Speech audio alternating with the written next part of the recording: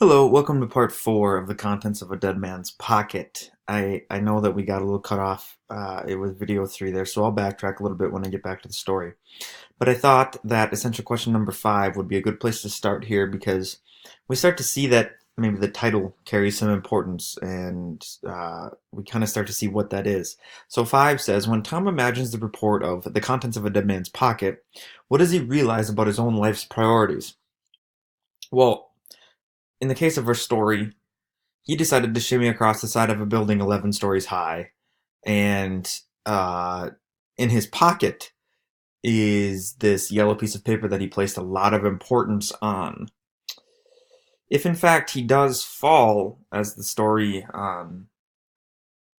continues, and as the story comes to a close, and we find out that he did fall, if that is the case, um, we'll be able to say a lot about life's priorities. He has prioritized his work over his family time, and that's a choice that he had to make. Um, but I think that the title is becoming quite clear to us. And so, in just a second here, I will continue with the story, backtracking a little bit from where we got cut off. So here he is set trying to strike a match to gain attention, to let people know that he's there. And it says he did it again. This is the striking of the match. Then again, and still again, pressing harder each time, and the match suddenly flared up, burning his thumb. But he kept it alight, cupping the matchbook in his hands and shielding it with his body. He held the flame to the paper in his mouth, and it caught. Then he snuffed the match flame out with his thumb and forefinger, careless of the burn, then replaced the book in his pocket, taking the paper twist out in his hand. He held it flame down, watching the flame crawl up the paper till it flared bright.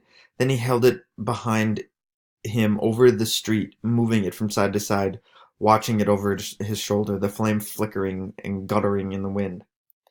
Then there were three letters in his pocket, and he lighted each of them, holding each till the flame torched his hand, and then dropping it to the street below. At one point, watching over his shoulder while the last of the letters burned, he saw the man cross across the street, put down his paper, and stand, even seeming to glance toward Tom's window. But when he moved, it was only to walk across the room and to disappear from sight. There were a dozen coins in Tom Benecke's pocket, and he dropped them, three or four at a time. But if they struck anyone, or if anyone noticed their falling, no one connected them with their source. His arms had begun to tremble with the steady strain of clinging to this narrow perch. He did not know what to do now, and was terribly frightened, clinging to the window stripping with one hand. He searched his pockets, but now he had left his wallet on his dresser where he was changing his clothes. There was nothing left but the yellow sheet. It occurred to him, irrelevantly, that his death on the sidewalk below would be an external mystery. The window closed. Why? How? From where could he have fallen? No one would have been able to identify his body for a time, either. The thought of somehow the thoughts was somehow unbearable, and increased his fear. All they'd find in his pockets would be this yellow sheet. The contents of a dead man's pockets, he thought. One sheet of paper bearing penciled notations, incomprehensible. He understood fully that he might actually be going to die.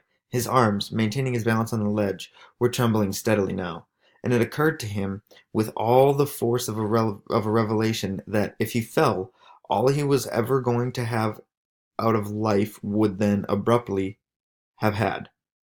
I'm going to start that sentence again, I'm sorry. If he fell, all he was ever going to have out of life he would then abruptly have had. Nothing, then, could ever be changed, and nothing more, no least experience or pleasure, could ever be added to his life. He wished, then, that he had not allowed his wife to go off by herself tonight, and on similar nights.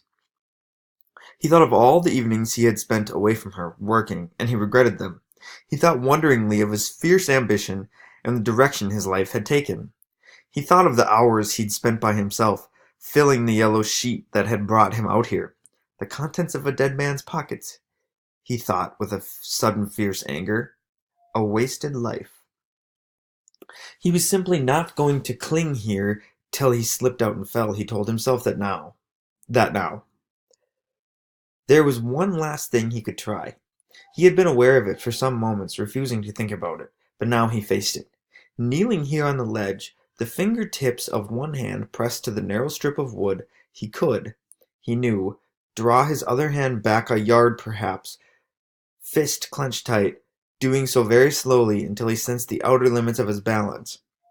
Then, as hard as he was able to from the distance, he could drive his fist forward against the glass. If it broke, his fist smashing through, he was safe. He might cut himself badly, and probably would, but his arm would be inside the room. He would be secure.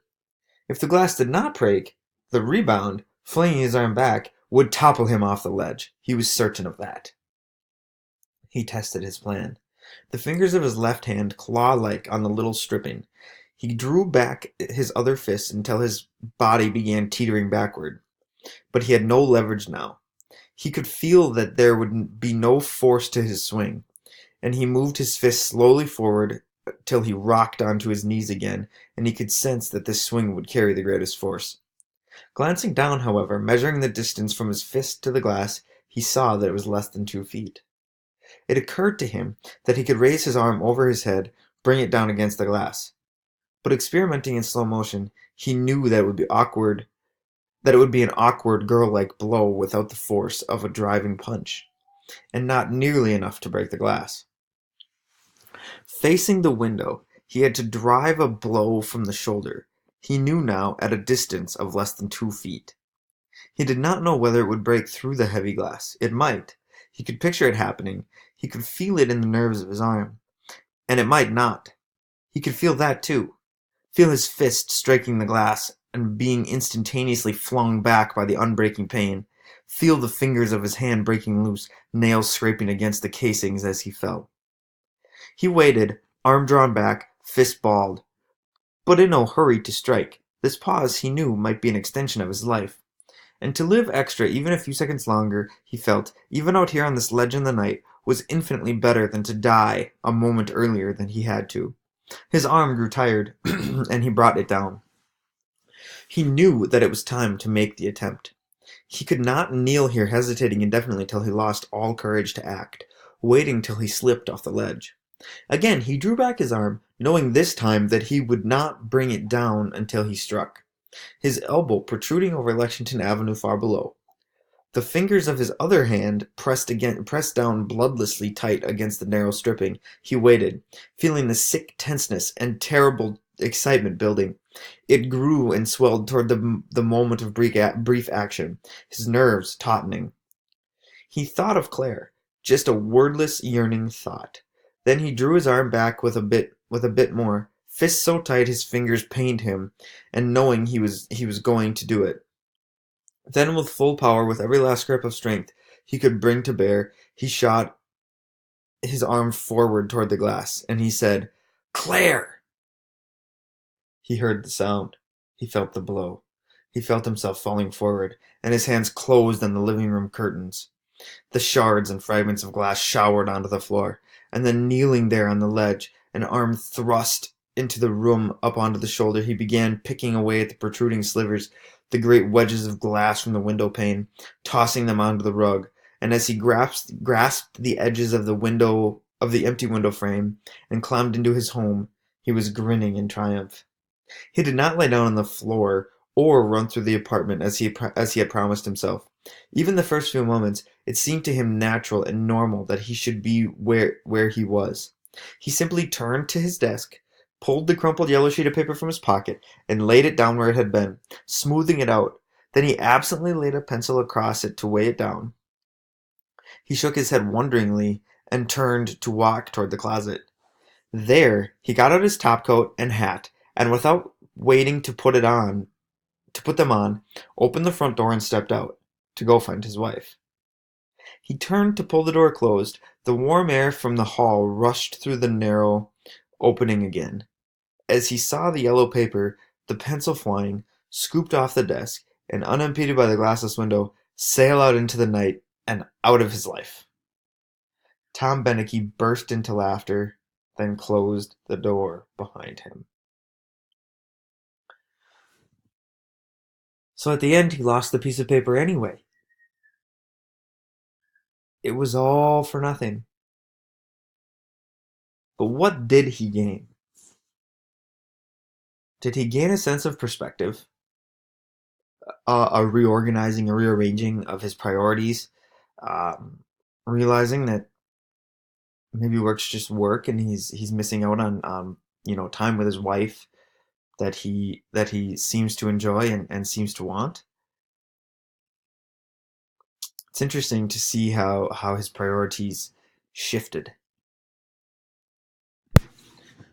And so finally, your prompt is this, and I'm looking for a page typed to a page and a half, as you can see, Times New Roman, 12-point font, double spaced, on Google Drive or Google Docs, and then share it with me. Answer this question: can life's events cause us to change our priorities? After reading the contents of a dead man's pocket, write an essay that explains Tom's priorities and how these priorities changed. Support your position with evidence from the text. So, what were his priorities at the beginning of the short story? Where did he place his importance? What did he neglect? And then a sudden scary moment as a result of that initial priority, that yellow piece of paper, caused him to sort of rethink his life. As he stood there 11 stories high over Lexington Avenue, outside of his apartment window, and he decided that he would change these events. So give examples from the text, direct quotes, if you will, that explain that sort of exemplify that highlight that. And again, I'm looking for one page, double spaced, Times New Roman, 12-point font. And with that, you will earn 4 units. That is 4 units for answering each of the 5 essential questions, which begin up here. Question 1, 2, 3, 4, and 5. As well as answering this prompt. That is how you can earn 4 units. I hope that you liked this new way of doing this screencast of me reading and sort of talking through. I hope that this way works for you, and I will be around the room to help answer questions as you listen. Thank you for listening.